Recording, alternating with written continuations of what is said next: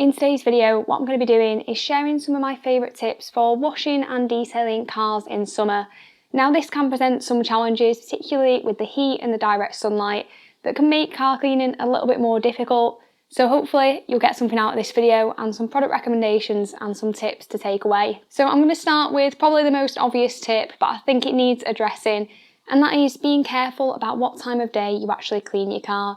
Now some of you won't have the luxury of doing this, but if you can, it's best to avoid sort of midday to mid-afternoon, as that's typically when it's hottest.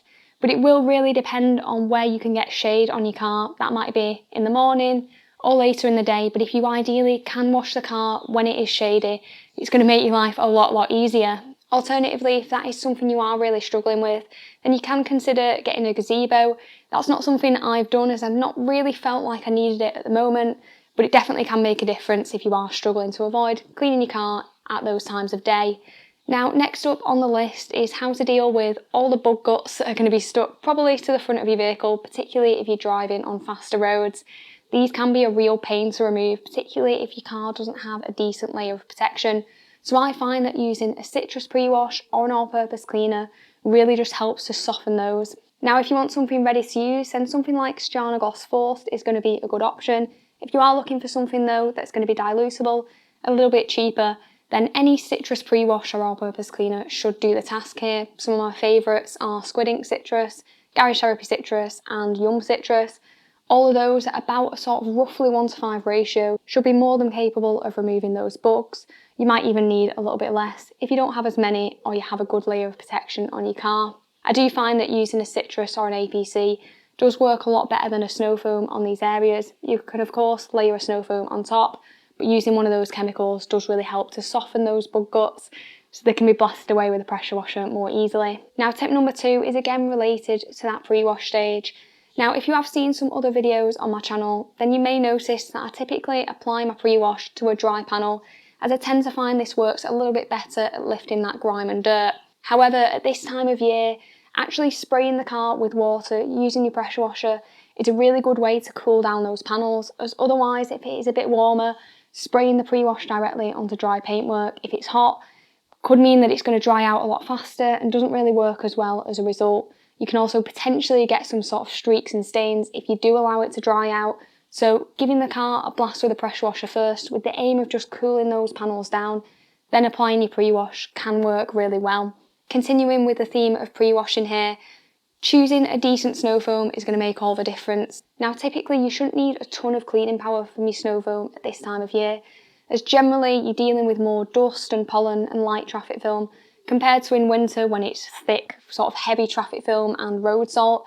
It shouldn't be as much of a challenge for a pre-wash. So I generally tend to lean a little bit more towards pH neutral snow foams at this time of year, as I don't really need that extra kick of cleaning ability. Now what I do really look for is a snow foam that has a really good dwell time, as that's what's going to really help stop the panel drying out if I am a little bit slower and it is higher temperature. Now one of my favourites with this in mind is the Yum Cars snow foam. It's a pH neutral one, but it does have a really long dwell time, so it tends to be a bit of a go-to for me at this time of year when I'm not testing out other products. I really do like using that one. Regardless of what snow foam you are using, it's important to keep an eye on the panels if it is a bit warmer to make sure that no sections are drying out. I find that sort of standing back and just spritzing the car with the pressure washer, not with the aim of sort of rinsing the snow foam off, but just keeping those panels wet, can be good if you are sort of starting that rinse off process and you think you're not going to get around the entire vehicle in time without those panels drying off. Spritzing the car with the pressure washer just helps you get those few extra minutes. Now when it comes to the contact wash, different methods of cleaning the car can definitely be used here. So you can either apply your shampoo in a foam lance, or you can use it in the bucket. You can use a 2-bucket wash method, in which case you'll be rinsing out your mitt in that bucket of clean water between panels, or you can use multiple mitts. Now at this time of year, I do think using a multi-mitt method is definitely helpful, and you can either pair that up with your shampoo and a lance, or just apply it in the bucket instead. Now the multi-mitt method is quite useful, as it does just help speed things up a little bit, because you aren't having to constantly rinse out your wash mitt, just swapping to a new mitt. Just saves you those few seconds so you can get around the car faster without any of the chemicals drying out. Now if you are really struggling with streaks from your shampoo, if you can't get around the car quick enough and spritzing the panel isn't doing you much help, then consider using a shampoo that is mildly acidic. So a couple of good ones that still fall into that sort of maintenance spectrum are the Soft 99 Creamy Neutral Shampoo and ADBL Tangy. I'm going to link all the products that I've mentioned in this video so you can find them easily. Now, there definitely are some shampoos that are more acidic than that, so Garage Therapy DMS, Yum Reset and Carpro D-Scale are good examples. These can be useful as well if you are in a very hard water area and are struggling with water spots, but I wouldn't use them sort of every week, every 2 weeks. I generally tend to use them every few months for sort of those decon purposes, but they are a useful tool if you are really struggling in hard water areas. And again, on the theme of contact washing, I do think it's a good idea to wash sections at a time and rinse those panels off. Make sure the panel is wet to start with, don't be applying your shampoo to a dry panel, and also just rinsing in between can avoid those streaks and stains that you might get from certain shampoos if they happen to dry out quickly. Now, I also wanted to talk about some products that you might want to avoid using at this time of year, particularly if you are dealing with direct sunlight in a very warm day. Now, some of these products you're going to use later on in the wash process, I would consider skipping and saving till the next wash if this is a possibility. So the chemical decon products are a particular example of this.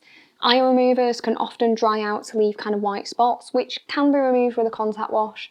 But if you are leaving them there too long, then they can be a bit of a pain, and it's just not something you really want to happen. Another example are tar removers. Now, these are sort of the bigger one really, as they are solvents. So I have had an example of a subscriber messaging me who's basically used a tar remover on a warm day in direct sun and left it on a little bit too long and noticed some streaking in the paintwork. Now, obviously, this is worst case scenario, but you just don't want to be using tar removers on a warm panel as it does really risk this. So make sure when you are using a tar remover, use it in the shade, make sure you're not leaving it on there too long. Another example of a product that really doesn't suit well to direct sun or warm conditions are spray and rinse sealants, so things like Geon Wet Coat for example. Don't use these unless it's shady and the panels are cool, as you can get things like product spotting, which can be a nightmare to remove, so only use those kind of products on cool days. And another example are sun waxes and sealants. Now, if it is really warm and the panels do feel very hot, I would just recommend using these on the next wash. Otherwise, you can end up fighting waxes that are really hard to remove because they've cured too fast and you're sort of scrubbing at the paintwork with a microfiber, potentially causing marring. Or if a sealant is being applied, it can potentially cause some smears, particularly if it is a warmer day. It depends on the sealant to a degree, but it's just best to avoid those circumstances if you are really fighting with the sun. Now, if you have tried to apply a sealant and you are noticing those smears, then my recommendation would be not to try and sort of persist with that product or use new microfibers or a different product to try and counteract it. What I would just do is call it a day, wash the car again or that particular panel with your mitt and your shampoo, and it should remove those smears. It's better than just trying to fight them with more products that you're applying to a dry surface, as you can often end up with just a big smeary mess. Now, my next tip is to consider getting a deionized water vessel. Now, I invested in mine last year and I found it really, really useful when I am cleaning cars on warmer days and it is a bit sunnier or you're working on a darker vehicle.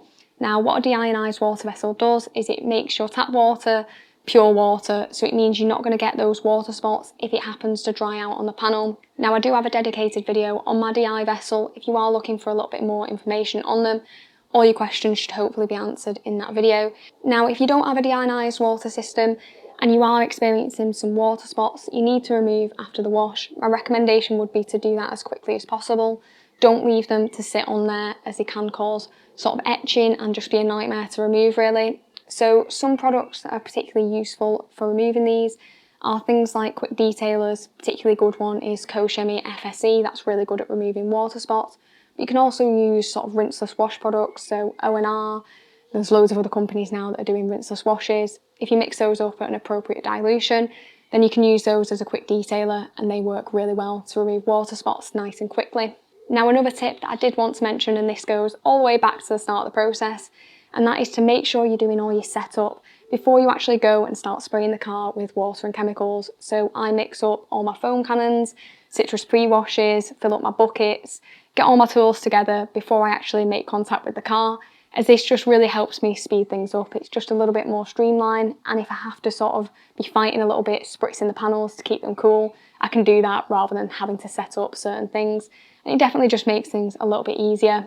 Now, the final tip that I wanted to mention was to consider using a contact-free wash method on your car If you are struggling, if it's warm or you don't have too much time, this can definitely be useful if your car's just sort of covered in dust and pollen, particularly common at this time of year. Now, I do have a video showing the contact-free wash method that I have used on my own vehicle.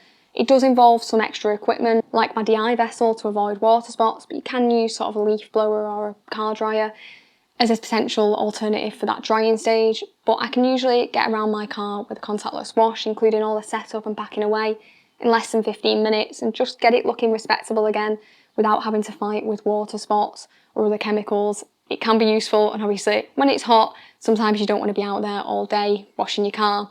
Now, as I said, I am going to be linking all the products that I've mentioned in this video in the description, and if you have found it helpful, then it would be brilliant if you could drop it a like, and thanks very much for watching.